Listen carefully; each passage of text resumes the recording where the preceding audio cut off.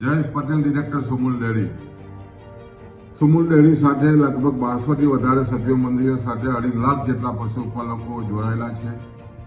સુમુલે અહેવાલના વર્ષમાં કિલો ફેટે 120 રૂપિયા જેટલું ભાવફેર એટલે બોનસની જાહેરાત કરી છે. લગભગ 2.5 લાખ પશુપાલકોને 400 કરોડથી પણ વધારાની આમદની આ બોનસ થકી મળવાની છે.